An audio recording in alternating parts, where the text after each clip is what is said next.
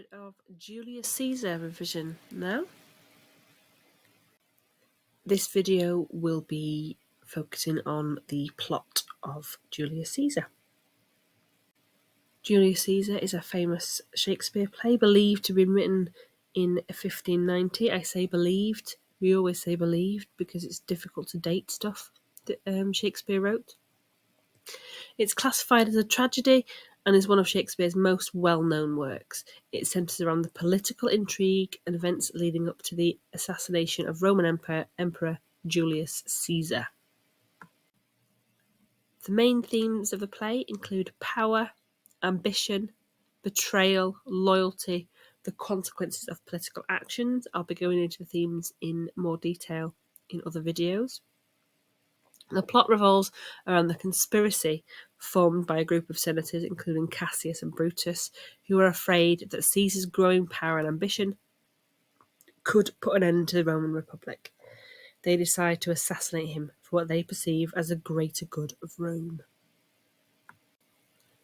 The play does a real deep dive into the moral dilemmas faced by the characters, especially Brutus, who is torn between his loyalty to his friend Caesar and his duty to protect the Roman Republic. The assassination takes place on the Ides of March, so that famous quote, "Beware the Ides of March," and the aftermath of the events lead to civil unrest and conflict in Rome. The play also explores the character of Mark Antony, who was a loyal supporter of Caesar, and he delivered that famous funeral oration, "Friends, Roman countrymen, lend me your ears," and skillfully manipulates the crowd to incite them against the conspirators. He's very good at this. We'll look at that later on. Overall, Julius Caesar is a captivating exploration of power dynamics, the consequences of actions taken for noble ideals, and the tragic results that can arise from political upheaval and betrayal. It remains a significant work in literature and continues to be staged and studied by many around the world today. Okay, now we're going to have a little look through the plot, act by act. Act 1. So the play opens with this festive atmosphere in Rome. They're celebrating the return of Julius Caesar after his victory in Spain. So there've been a lot of Shakespearean plays begin with the men back from a battle, and this is happening again here.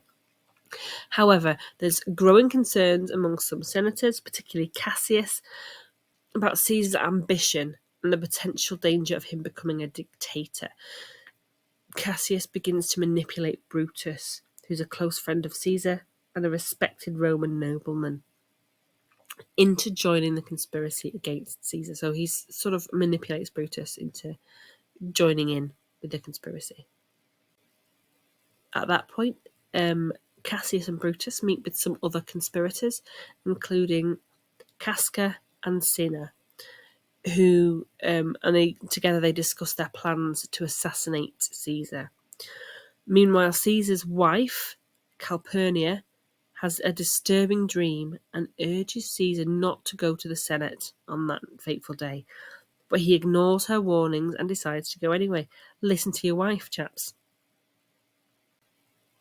Act 2 begins the night before the assassination, and Brutus is torn between his loyalty to Caesar as a friend and his belief in the cause to protect Rome.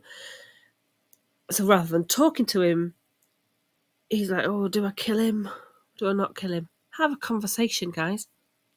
Anyway, Cassius and the conspirators convince Brutus that Caesar's death is necessary for the good of the Republic. Portia, who's Brutus's wife, gets worried about these secret dealings and tries to prove her strength and loyalty to him.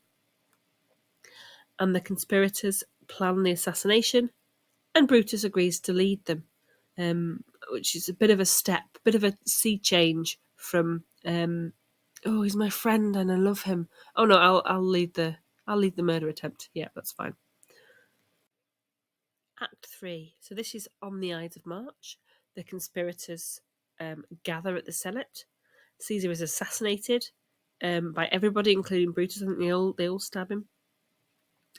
Mark Antony, Caesar's loyal ally, is spared, but he's not told of the conspiracy's true intentions. and Brutus addresses the Roman crowd and justifies the assassination as an act for the greater good of Rome, gaining their initial support.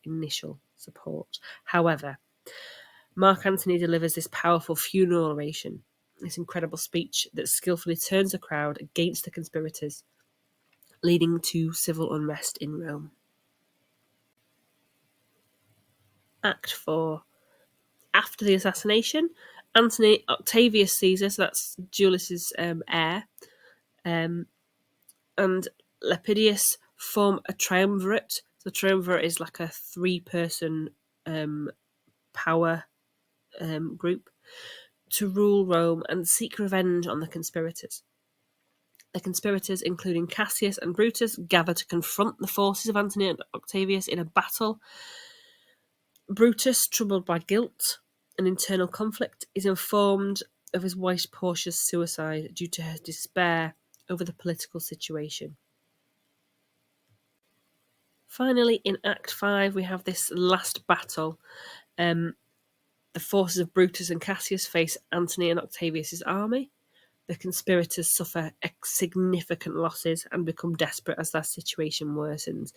Cassius mistakenly believes that Titanius, who's an ally of his, has been captured, and he orders Pindarus, who is Cassius's servant, to kill him. So he essentially commits suicide. Later, Titanius reveals that he wasn't captured, but the forces of Antony and Octavius are honouring Brutus's men and not attacking them. Realising that this situation is out of hand now, Brutus also kills himself takes his own life rather than being captured and humiliated by Antony and Octavius. Antony and Octavius find Brutus's body and speak highly of his noble character despite the conflict between them. And that's the end of the play.